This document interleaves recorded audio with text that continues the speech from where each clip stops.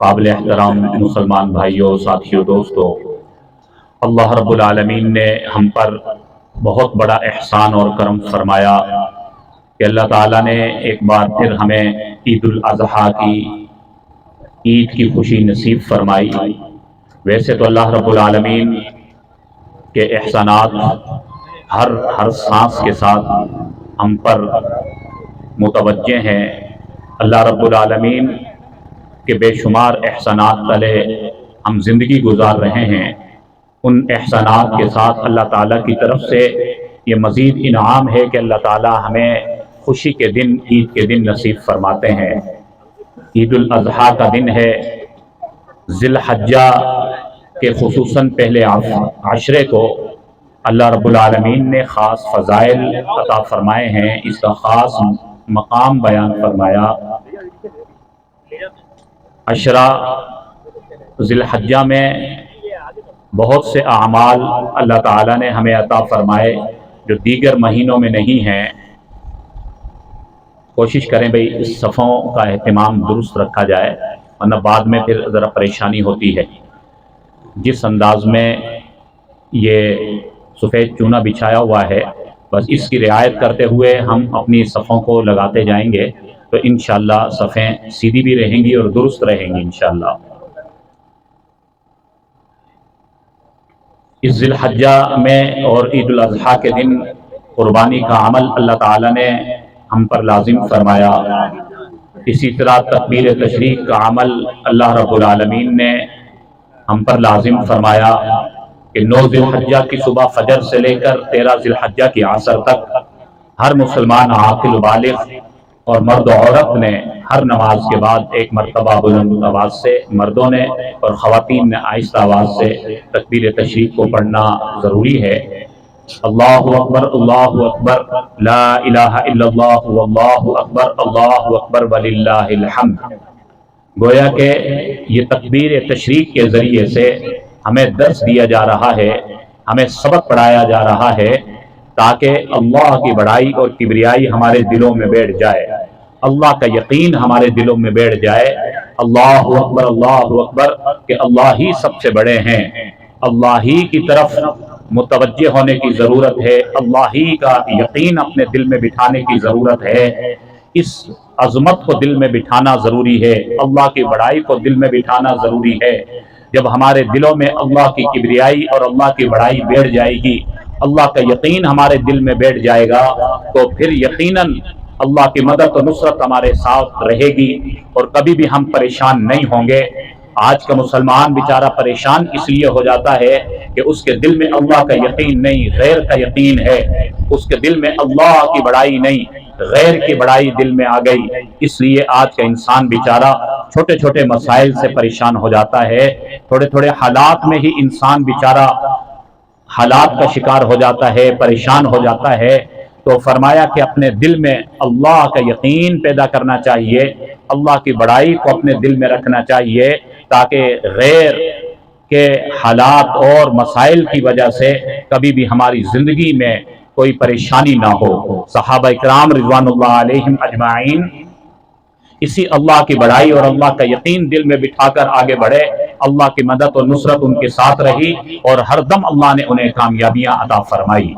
تو یہ تکبیر تشریق جو ہم ہر نماز کے بعد پڑھ رہے ہیں، یہ ایک مؤثر درس ہے، ہمیں تعلیم دی جا رہی ہے کہ اللہ ہی سب کچھ ہیں، اللہ ہی کا یقین دل میں بٹھائیں۔ اسی طرح آج عید کا دن ہے، آج ہم نے قربانی کرنی ہے۔ یہ قربانی کا عمل اللہ کا قرب دلانے کے لیے، قربانی قرب سے ہے، جو اخلاص کے ساتھ، للہیت کے ساتھ، خوش دلی کے ساتھ قربانی کرے گا وہ گویا کہ اللہ کا قرب حاصل کر لے گا۔ اس قربانی کے ذریعے سے ہم بہت کچھ حاصل کر لیں گے۔ آپ علیہ السلام نے ارشاد فرمایا کہ جس نے قربانی کی اخلاص کے ساتھ، اللہ رب العالمین قربانی کے جسموں پر جتنے بال ہیں، ہر بال کے بدلے اسے نیکی عطا فرمائیں گے، ہر بال کے بدلے اللہ اس کے درجات کو بلند فرمائیں گے۔ اب جانور کے جسم پر کتنے بال ہیں ہم گن نہیں سکتے، जानवरों के जिस्मों पर बाल को शुमार नहीं किया जा सकता। गोया कि बेशुमार अल्लाह ताला नेकियां अता फरमाएंगे, बेशुमार अल्लाह ताला दर्जात को बुलंद फरमा देंगे इस कुर्बानी के सदके।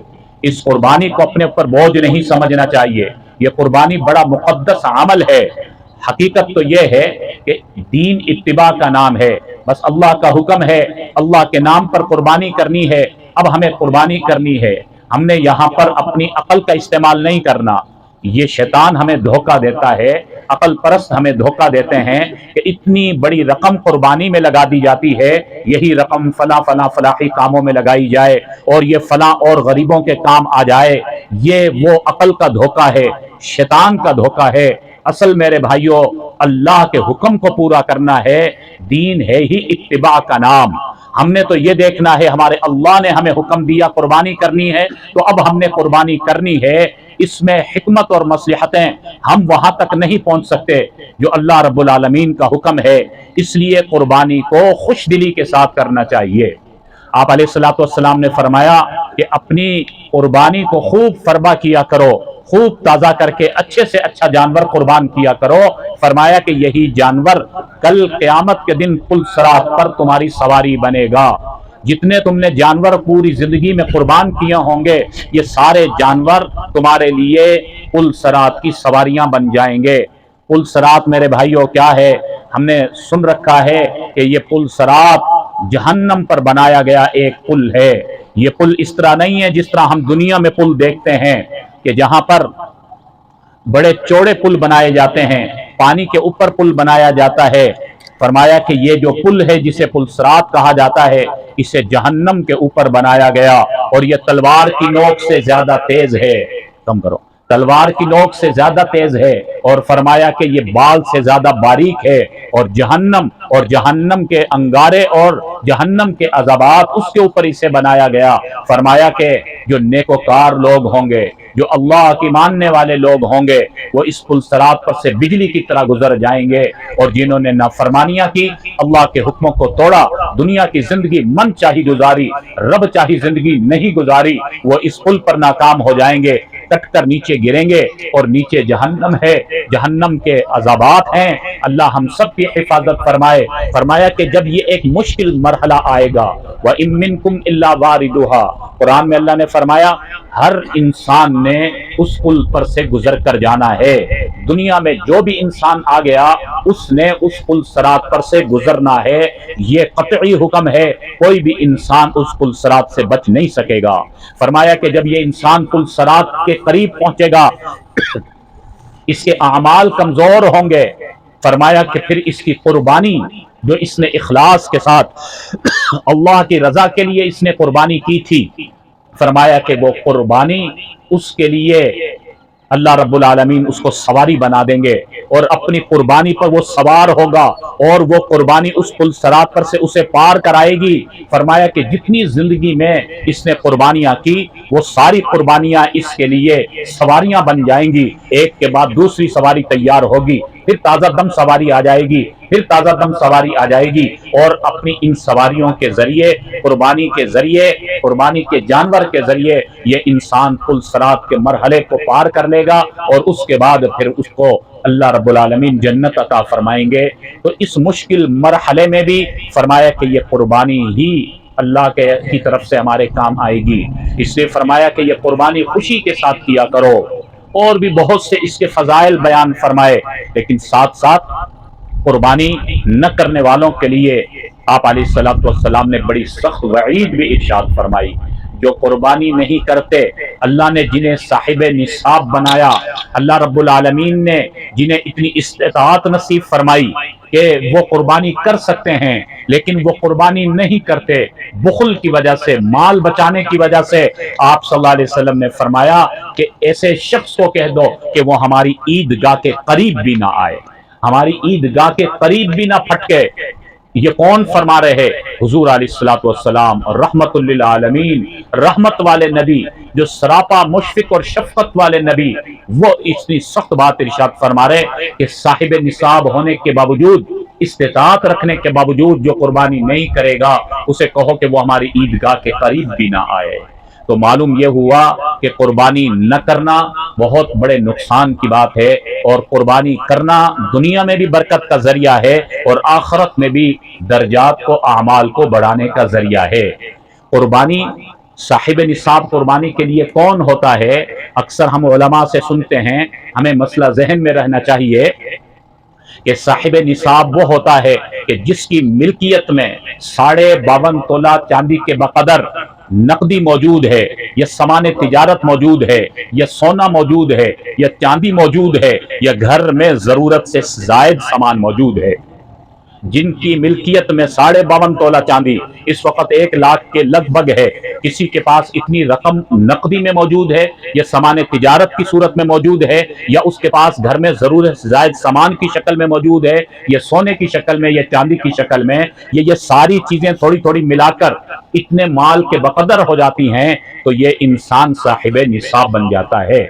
इस पर कुर्बानी वाजिब हो गई कि ये 52.5 तोला चांदी के बकदर माल का मालिक बन गया, ये मर्द है या औरत, इस पर यह कुर्बानी वाजिब हो गई। अक्सर व बेशतर बाज लोग ये समझ रहे होते हैं कि घर का सरबराह जब कुर्बानी करेगा वो सबकी तरफ से काफी हो जाएगी, जबकि घर की जो खातून है उसकी मिल्कियत में सोना या चांदी है, जरूरत से ज्यादा अशिया उसने घर में रखी हुई हैं। इसी तरह घर में बालिग बेटा है, बालिग बेटी है, उनकी मिल्कियत के अंदर भी 52.5 तोला चांदी के बकदर माल मौजूद है। याद रखिए, घर में जितने बालिग अफराद हैं, आकिल बालिग लोग, और उनकी मिल्कियत में इतना माल मौजूद है, तो सब पर यह कुर्बानी वाजिब है, सब ने यह कुर्बानी करनी है। तो इसलिए मेरे भाइयों, यह कुर्बानी का अमल बड़ी बरकतों का अमल है। जानवर को अल्लाह के यहाँ ज़िबा करना अल्लाह को सबसे ज्यादा पसंदीदा है। हदीस में आया, कुर्बानी के दिन यानी ईद उल अजहा के दिन जानवर के खून बहाने से ज्यादा अल्लाह को कोई अमल पसंदीदा नहीं। आज के दिन अल्लाह को सबसे ज्यादा जो पसंदीदा अमल है वो कुर्बानी करना है, अल्लाह के लिए जानवर को कुर्बान करना। तो ये कुर्बानी का दिन है, हमें खुशी खुशी कुर्बानी करनी चाहिए, इससे हमें बहुत कुछ हासिल होगा। भाई साथियों से गुजारिश है, 6 मिनट बाकी हैं, इंशाल्लाह कोशिश होगी कि हम अपने वक्त पे नमाज अदा करेंगे। जो साथी आ रहे हैं वो जरा हरकत में आएँ और कोशिश करें कि जल्दी यहाँ पिंडाल में तशरीफ ले आएँ। जितना इंशाल्लाह वक्त के साथ हम पहुँचेंगे, इंशाल्लाह उतने ही इंशाल्लाह वक्त पर हम नमाज को अदा करेंगे। जो साथी आ रहे हैं वो एहतिमाम से पिंडाल में तशरीफ लाएं, खड़े ना हों, ताकि हम अपनी वक्त पर अपनी नमाज अदा कर लें। भाई जैसा कि मैंने अर्ज किया कि आज का दिन अल्लाह रब्बुल आलमीन की तरफ से हमें इनाम का दिन और नेमत और अल्लाह की तरफ से एहसान के तौर पर यह दिन है कि अल्लाह ताला ने ईद की खुशी अता फरमाई। भाई ऐसे मौक़ों पर हमें अपने उन मुसलमान भाइयों को भी याद रखना चाहिए जो दुनिया में मजलूम हैं, खुसूसन फ़लस्तीन के मुसलमान, उनके लिए खुसूसी तौर पर हमें दुआएं करनी चाहिए, बैतुल मक़दस के लिए दुआ करनी चाहिए। ऐसे दिनों में अल्लाह ताला दुआएं कबूल फरमाते हैं, इसलिए हमें अपनी दुआओं में अपनी ज़ात को भी याद रखना है, तो अपने मरहुमीन को भी याद रखना है और पूरी उम्मत मुस्लिमा को याद रखना है।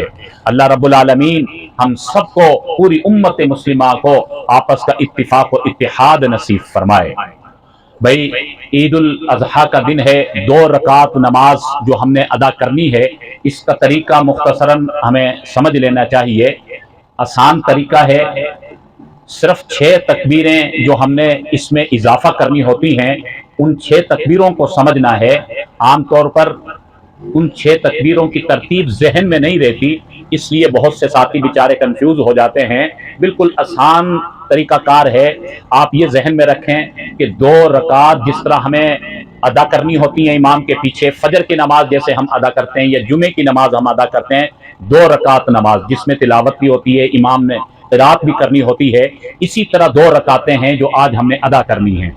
लेकिन इसमें हमने 6 तकबीरों का इजाफा करना है, 3 तकबीरें पहली रकात में, 3 तकबीरें दूसरी रकात में। पहली रकात में क़िराअत से पहले सबसे पहले इमाम जब नीयत बांध लेगा, सबने सना पढ़नी है। अब इमाम क़िराअत किया करता है, फजर की नमाज या जुमे की नमाज में इमाम क़िराअत शुरू कर देता है। لیکن یہاں پر قرات سے پہلے امام نے 3 تکبیریں ادا کرنی ہیں اور مقتدیوں نے بھی، لہٰذا قرات سے پہلے امام اللہ اکبر کہہ کر ہاتھ چھوڑ دے گا، تمام مقتدیوں نے بھی اسی طرح اللہ اکبر کہہ کر ہاتھ چھوڑ دینے ہیں۔ پھر اسی طرح امام دوسری مرتبہ اللہ اکبر کہہ کر ہاتھ چھوڑ دے گا، تمام مقتدیوں نے بھی اللہ اکبر کہہ کر ہاتھ چھوڑ دینے ہیں۔ تیسری مرتبہ امام اللہ اکبر کہہ کر ہاتھ اٹھائے گا اور ہاتھ باندھ لے گا، تمام مقتدیوں نے بھی اسی طرح ہاتھ باندھ لینے ہیں۔ اب امام قرات کرے گا سورہ فاتحہ اور اس کے بعد جو بھی سورت ملانی ہوتی ہے۔ اب یہ ایک رکعت ہماری شروع مکمل ہونے کو ہے، پھر ہم رکوع میں چلے جائیں گے، اس کے بعد سجدے ہیں، جس طرح ہماری عام نماز ہوتی ہے اسی طرح ایک رکعت مکمل کر لیں گے۔ دوسری رکعت کے لیے ہم کھڑے ہو جائیں گے۔ اب جس طرح عام نمازوں میں امام کھڑے ہوتے ہی تلاوت شروع کر دیتا ہے، یہاں بھی تلاوت شروع ہو جائے گی، امام سورہ فاتحہ پڑھے گا اور اس کے بعد سورت ملائے گا۔ اب اس کے بعد ہم رکوع میں جایا کرتے ہیں، لیکن یہاں رکوع میں نہیں جائیں گے، ابھی ہماری دوسری رکعت کی 3 زائد تکبیریں باقی ہیں، چنانچہ امام رکوع میں جانے کے بجائے ہاتھ اٹھا کر اللہ اکبر کہہ کر ہاتھ چھوڑ دے گا، تمام مقتدی بھی اسی طرح اللہ اکبر کہہ کر ہاتھ چھوڑ دیں گے۔ دوسری مرتبہ اسی طرح امام اللہ اکبر کہہ کر ہاتھ چھوڑ دے گا، تمام مقتدی بھی اس طرح کریں گے۔ تیسری مرتبہ بھی اللہ اکبر کہہ کر امام ہاتھ چھوڑ دے گا، تمام مقتدی بھی اسی طرح کریں گے۔ اب ہاتھ ہمارے اسی حال میں چھٹے ہوئے ہوں گے اور امام اللہ اکبر کہہ کر یہیں سے رکوع میں چلا جائے گا، آپ تمام مقتدیوں نے بھی اسی طرح اللہ اکبر کہہ کر رکوع میں چلے جانا ہے۔ اب اس کے بعد بقیہ رکعت اسی طرح مکمل کرنی ہے جس طرح ہم کیا کرتے ہیں۔